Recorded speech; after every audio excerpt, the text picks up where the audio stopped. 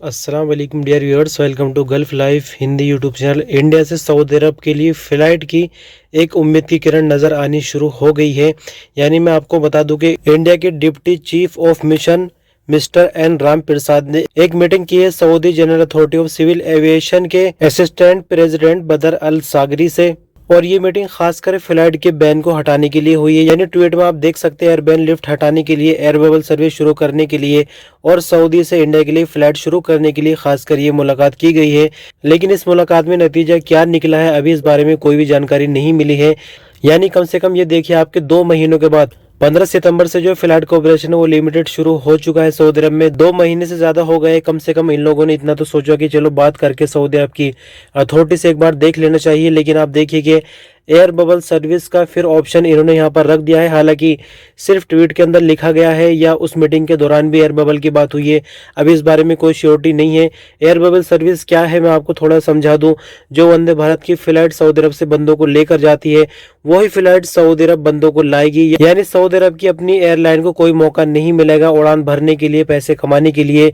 Vande Bharat mission की flight Saudi अरब से बंदे लेकर जाएगी, एयर बबल वहां से लेकर आएगी। इसी के चलते ये पंगा लगातार चलता आ रहा है 2 महीनों से। और इंडिया को अभी तक भी इजाजत नहीं मिली है फ्लाइट उड़ाने के लिए। बाकी जो कोविड वगैरह के बारे में बोला जाता है कि कोरोना ज्यादा है इंडिया में, इसलिए फ्लाइट जो है शुरू नहीं की गई, वो सब कहने की बातें हैं। लेकिन इंटरनली यही चल रहा है कि जो फ्लाइट का डिस्ट्रीब्यूशन है इनका, वो ठीक से अभी तक नहीं हो पाया है। और मैंने आपको बीते कुछ दिनों पहले भी बताया था, मेरे ट्रेवल वाले भाई से बात हुई थी। सऊदी एयरलाइन इंडिया से आने के लिए तैयार थी, लेकिन शर्त ये थी कि जो भी बंदे आएंगे यानी जिनकी वीज़ा एक्सपायर है उनकी वीज़ा सिर्फ सऊदी अरबियन एयरलाइन के लिए ही रिन्यू की जाएगी। किसी अदर फ्लाइट से अगर आना चाहे तो उनको आने की इजाज़त नहीं होगी।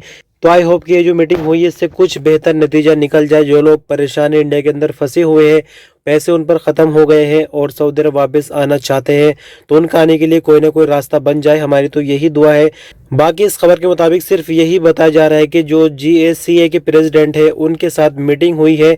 लेकिन मीटिंग के बाद क्या डिसीजन निकला है या फिर कुछ और टाइम मांगा गया है सोच विचार करने के लिए, इस बारे में भी कोई जानकारी निकल कर नहीं आ रही है। आई होप कि ये खबर आप पहले सुन चुके होंगे, क्योंकि कुछ टाइम पुरानी ये खबर हो गई है। न्यूज़ आज ही की है लेकिन कुछ घंटे पुरानी हो गई है, तो मुझे देर हो गई वीडियो बनाने में। बट मैंने सोचा फिर भी कि चलो आपको थोड़ा सा मैं बता दूं, क्योंकि कुछ लोग न्यूज़ वेरीफाई करने के लिए कमेंट करते हैं कि हमने फला जगह ऐसी खबर सुनी है, क्या ये सच है या झूठ है। तो मेरे लिए बहुत खुशी की ये बात है कि आप लोग कम से कम मुझ पे इतना बिलीव करते हैं कि दूसरे की न्यूज़ भी सुन के आप मुझसे वेरीफाई करते हैं। इंशाल्लाह ये यकीन आपका कभी नहीं टूटेगा। और जैसे कि मैंने आपको बताया, सिर्फ छोटी सी एक नोटिफिकेशन है, अभी आगे के लिए कुछ भी नहीं कहा जा सकता कि फ्लाइट का ऑपरेशन नवंबर के महीने में ही शुरू होगा या फिर दिसंबर में होगा।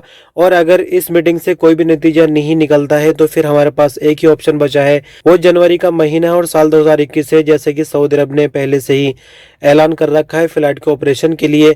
और जो न्यूज़ आई थी 2 महीने पहले, उसमें यह भी बताया गया था कि 1 महीने पहले जो भी रूल्स होंगे फ्लाइट के ऑपरेशन के लिए वो बता दिए जाएंगे। यानी 15 दिनों के बाद हमें नॉर्मल फ्लाइट के ऑपरेशन के लिए जो भी नियम और शर्तें होंगी वो पता चल जाएंगी और 1 जनवरी से नॉर्मल फ्लाइट का ऑपरेशन सऊदी अरब में शुरू हो जाएगा। लेकिन उससे भी पहले अगर इस मीटिंग से कोई हल निकल जाता है तो बहुत ही अच्छी बात होगी उन सब भाइयों के लिए जो सऊदी अरब वापस आना चाहते हैं।